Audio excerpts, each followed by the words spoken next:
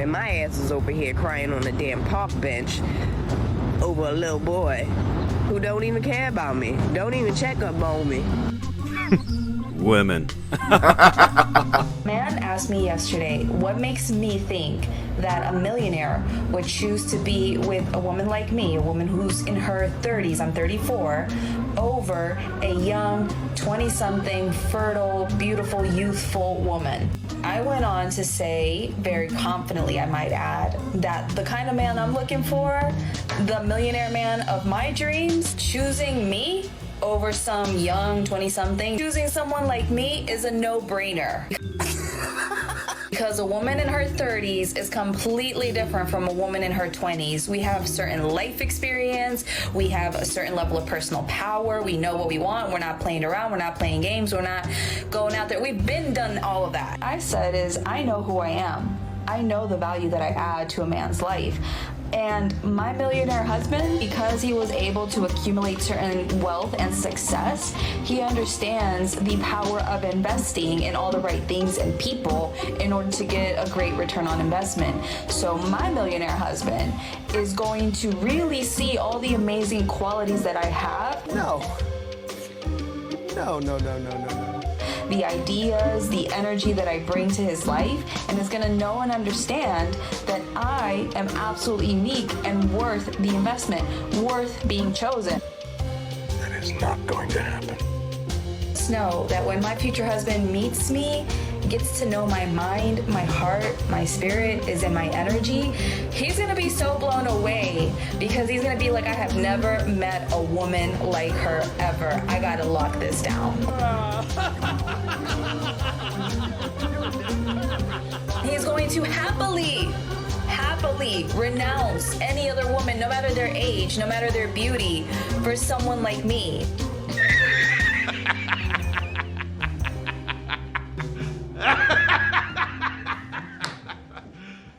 You serious?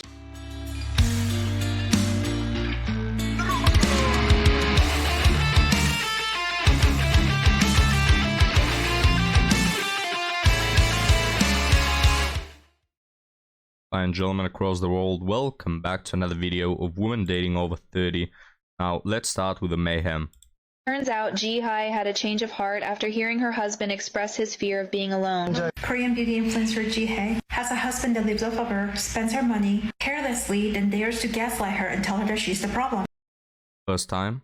They go for divorce. In the divorce proceedings, the husband meets with a lawyer. He's very happy that he's entitled to 30% of his wife's asset.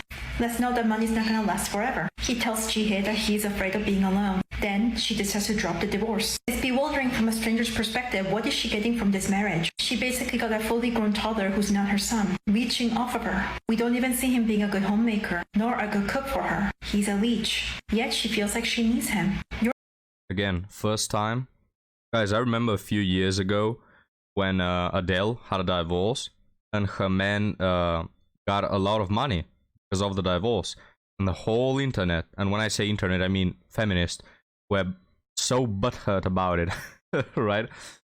When Jeff Bezos' wife became the most rich woman on planet Earth just because she got a divorce, nobody had a problem with that. But when Adele's man got, I think it was 40% of the money that Adele made singing, man, the woman is... Again, the double standards. Your thoughts are not you. This is the exact example of dating down, because you're conditioned to not value yourself, which is a collective state of a woman raised in patriarchy. Oppression is when you have to work so hard yet still not get value, still have to fight for your basic needs. The way to stop that is to stop yourself from opting into self-deprecating situations such as this. Be entitled for what you deserve, that's feminism. Again, the double standards, guys, this video, it's not a problem when men have to fight for their basic rights to not get cheated on after going through a bad period. It's not a problem when men lose their money that they have worked for, because in most situations, women date up. Alright, in this situation, she dated down, but in most, women date up. So they marry richer guys. And when they divorce, they get more money, right, than they can ever make. So again, that's not a problem. In those situations, the woman was the emotional support. The woman was pulling the mental labor in the relationship. Guys, not a problem at all. When men go through a bad period or they get cheated on because the other guy paid her more attention, not a problem. But when it's reversed, she's a victim of patriarchy and manipulation. Well, alright then. A man asked me yesterday, what makes me think that a millionaire would choose to be with a woman like me, a woman who's in her 30s, I'm 34, over a young 20-something, fertile, beautiful, youthful woman? Before some of you get worked up and are like, the audacity of this man. I know that this person wasn't asking from a negative, ill-intended place, because I'm intuitive, a psychic. I can just feel the difference in the energy. There are men who will try to say these kinds of things in order to put you down and make you feel bad about yourself. And there are those that just, to them, it's just something logical, and they're just spitting what they think are facts. But anyway, I went on. Now, what they think are facts? What are facts? Right? This is not an opinion. This is a fact. Why will a man date a 30-year-old woman who's probably divorced, a single mother, or just has a high body count, instead of a 20-year-old, fertile, attractive woman that carries less baggage? That's not an opinion. That's how the world operates. In the same way that a woman wouldn't date a poor person or a guy who's in his 20s and just got his license, as Taylor mentioned in the previous video, right? People don't date looking at potential. When men see a woman with a high body count, they just feel disgusted. They don't think, oh, well, maybe, if I try to help her go through this, maybe she will become this saint that will, help me in the house, that will be attractive and pleasant to be around. No.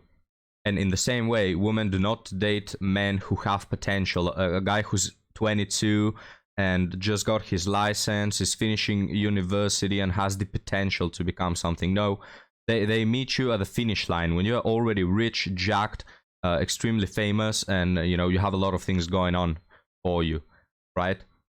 Again, I just don't understand why there is a double standard. I don't think you have to be a genius to sort of figure that out. So why do we have a problem when men do it? And they want to go for the woman that honestly brings more things to the table. But we don't have a problem when women do it all the time. And women do it in a much bigger way, right? They have much more standards and requisites. On to say, very confidently I might add, that the kind of man I'm looking for, the millionaire man of my dreams, choosing me over some young 20-something, no offense to the young women out there, okay, let me finish before you come after me. Choosing someone like me is a no-brainer, because a woman in her 30s is completely different from a woman in her 20s. We have certain life experience, we have a certain level of personal power, we know what we want, we're not playing around, we're not playing games, we're not going out there. We've been done all of that. And yeah, exactly. You've already been through that. Is that a positive? I just fail to understand, right? I miss the point where that is a positive for a man. We don't want women with experience. If I wanted a woman with experience, I don't know, I will date my grandma. You know what I mean? Why do I want a woman with experience? I want the other thing. I want a woman with no body count, no bad experiences, no luggages, no divorces. Guys? But hey, you can still go for the woman with experience who has self-worth and knows what she wants, damn it.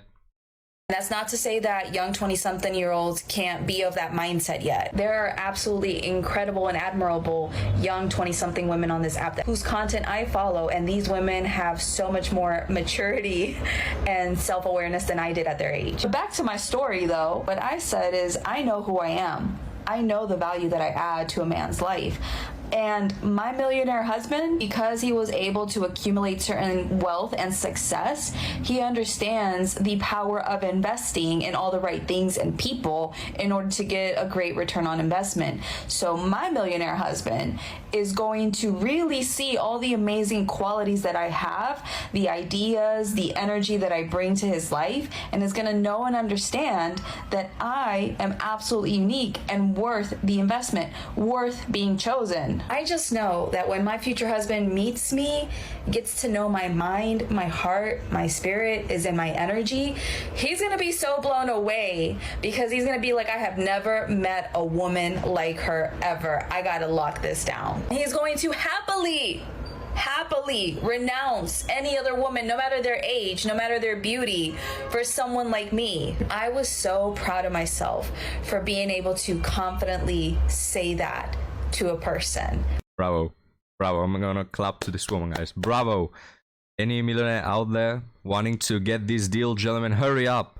She might be taken by another millionaire. She might be taken by Elon Musk. The millionaires are fighting right now for this woman because they see such a great deal, such a great return of investment. So hurry up, guys. Only if you're a millionaire, okay? She's not dating down. Only if you're a millionaire, you're allowed to this gem of a person. The delusion.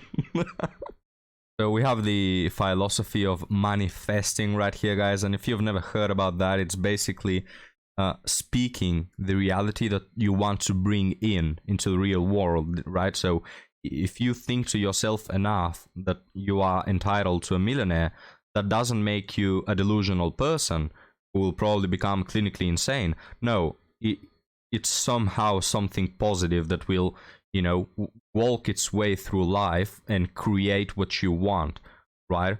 I've been doing this for my channel, right? I've been repeating to myself every night before bed that I'm gonna have more subscribers than PewDiePie. It's not working yet, but just give it time, guys, because manifesting is such a strong tool.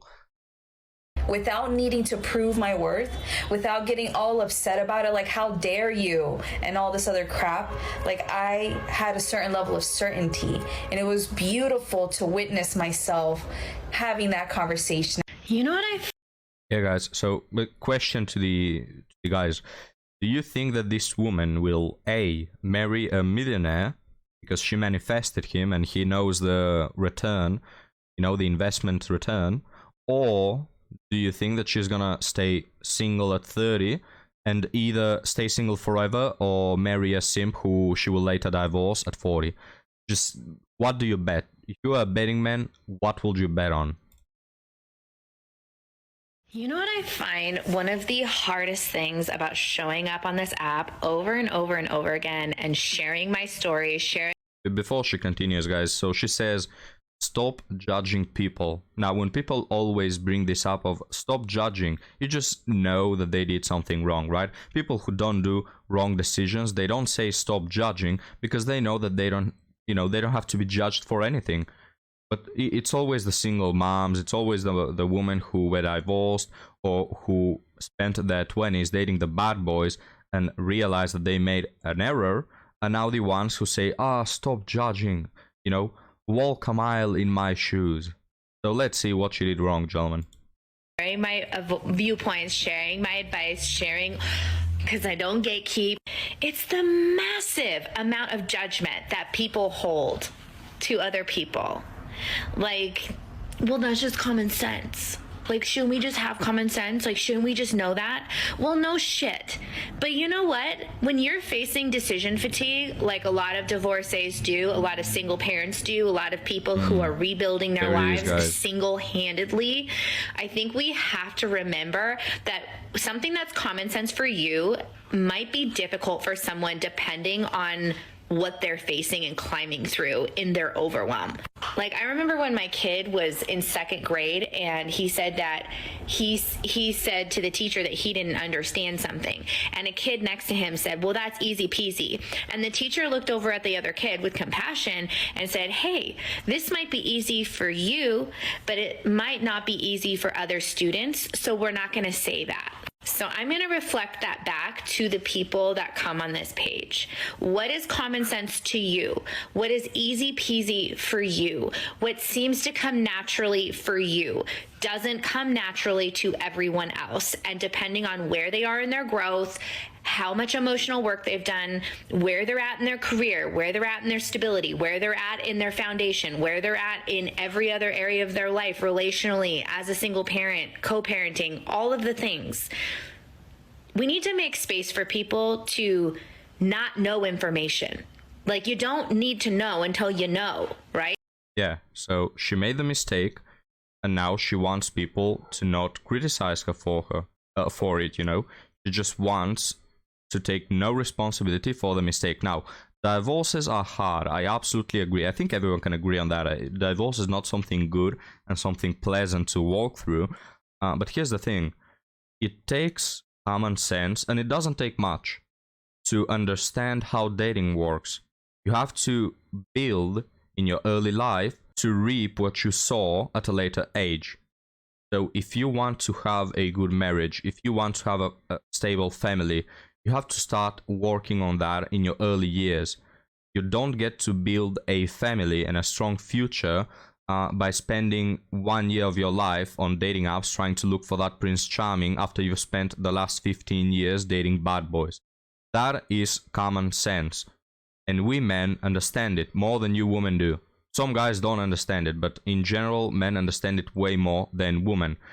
Just because of the fact you've been manipulated by womanism, just because of the fact that your parents maybe didn't teach you right, or that you were infatuated by this culture of instant gratification and dating apps and hooking up and receiving all this attention, that's not on us, all right? We also get the splash damage because, you know, there are less traditional women out there, but we didn't make any mistake, right?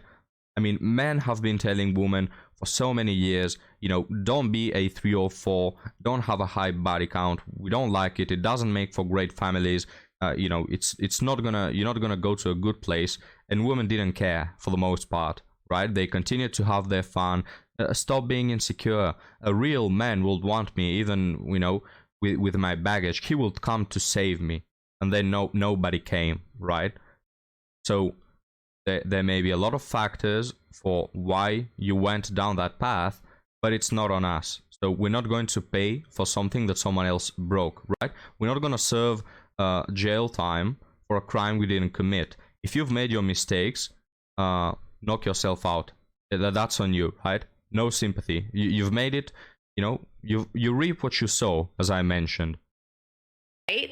Like, it's like my dad used to say to me, you don't get the ticket to board the train until you need the ticket. So just some self-compassion, some compassion for humanity over here. Good Lord, happy Monday. Guys, just please don't criticize me. Please don't, you know, don't hold me accountable for the mistakes I did.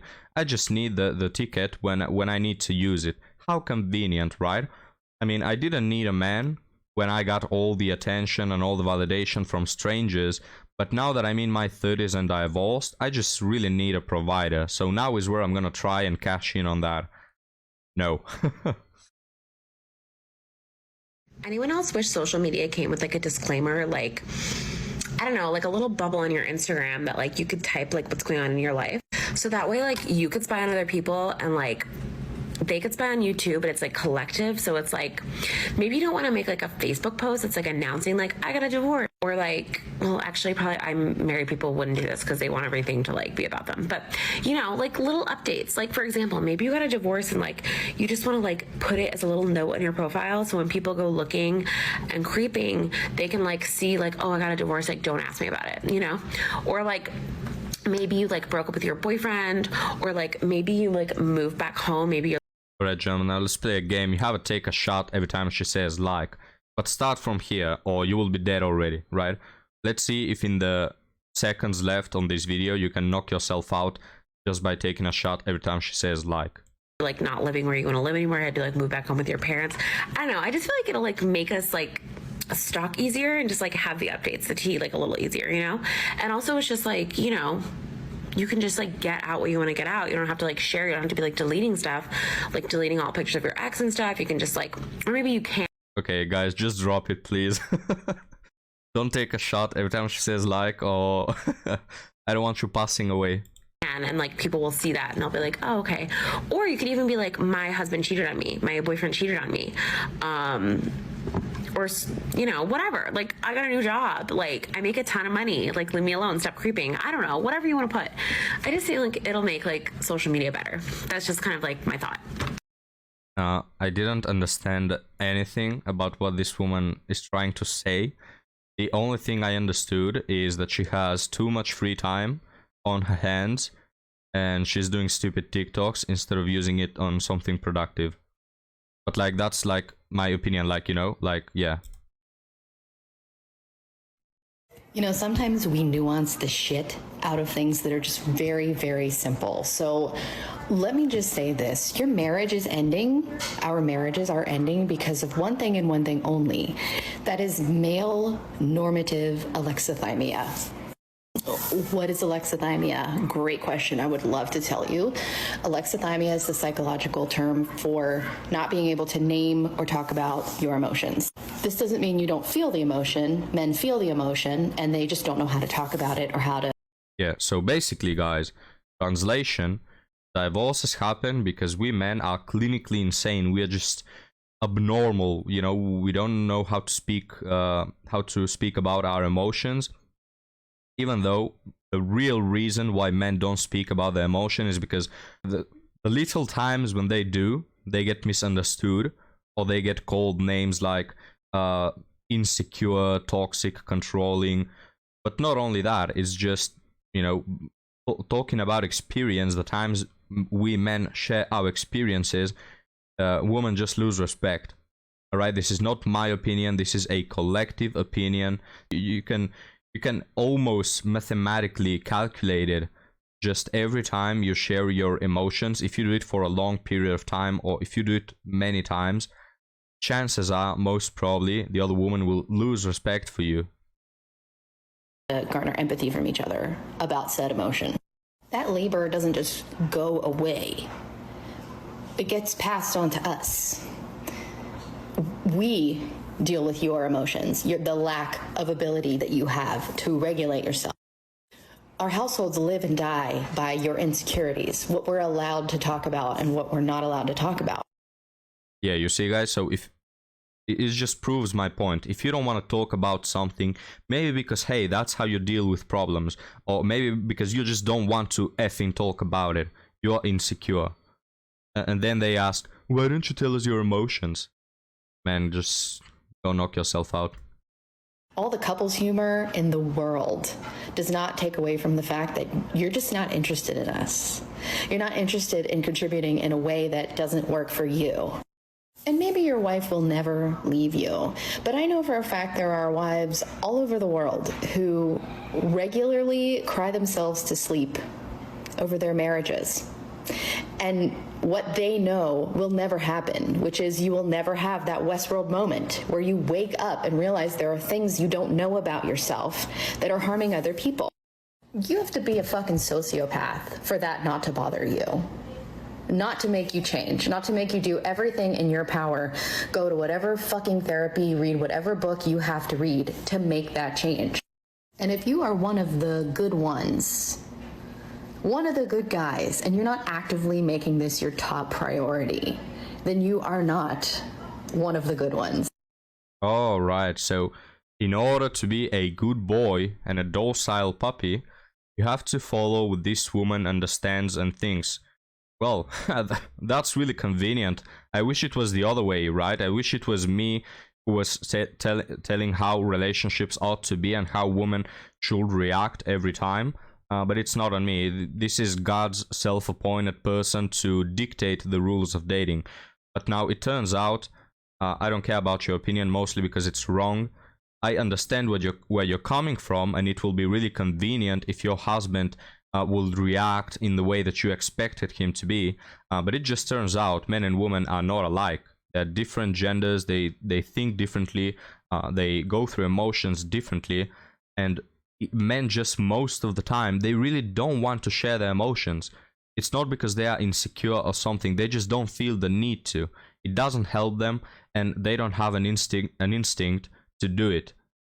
And you can see that, gentlemen, when men whine about dating or whatever, when men whine on the internet, people laugh at them, both men and women.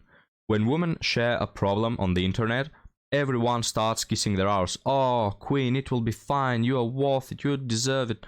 You know, just women are used to, whenever they share their emotions, to be validated by the whole society. When men do it, they just get mocked, right? And I'm not necessarily against that. I think it has come to a point where it's just absurd, but in reality, men are expected to be problem solvers. Men are expected to keep the boat floating. You know what I mean, guys? Just, it's okay as a man to share your emotions from time to time, even to cry at beautiful moments or things like that, which we do, right? We're not robots. It's just we do it much, much less often than women, because we don't feel the need to, and we are not programmed to do that. When there is a problem, when there is a difficult situation, you need some of the people to work on resolving that. You can't have all people in a group starting to cry and share their emotions when there is a problem with nobody working on the problem. So usually the way men are wired is to be problem solvers, and there's not much feeling exchange and emotions sharing in problem solving. This is why men share less. If you have a problem with that, I mean, it's all right, but men also have a problem when you share too many emotions. It's just, in a couple, you gotta work that out together. You gotta understand as a man that the woman has more emotions, and the woman has to understand that a man has less emotions, and that he just doesn't want to talk like you do with Becky. All right? All of these conversations we're having about division of labor, emotional labor, mental load, motherhood versus fatherhood, none of this fucking matters if we're not addressing the problem underneath, which is the fact that men can't deal with their emotions. They can't label them, they can't talk about them. And we are dying early. Thank you. Thank you, guys. Thank you for ruining marriage, damn it. If you just were more, more sharing your emotions, damn it. But hey, I mean, it's absurd. Like, sarcasm aside, this request is just absurd. If we reverse it, it will be like a man telling his woman, please, can you stop being so emotional? Can you stop crying so much? Or can you stop being so weak and pathetic? Can you stop talking about how you feel all the time? It's absurd, guys. You can't ask the other person to behave in the same way that you do, or in the same way that you expected. And hey, you think that your marriage broke apart because your husband wasn't telling you how he feels, but maybe it just broke up because you were a self-centered asshole, right? Have you thought about that? Maybe you just expected too much of him. Maybe you just expected him to be the way you are. If you want a person, if you want a couple who is the way you are, date the mirror, date yourself, right? Don't expect other people to be the exact same way that you are, and for their brain to work in the same way that you do. I mean, one of the most basic rules in dating is that you have to make compromises. You have to understand the other person is different than you. And this woman failed to do it, and so did her marriage. Possibly pay for life coaching after divorce.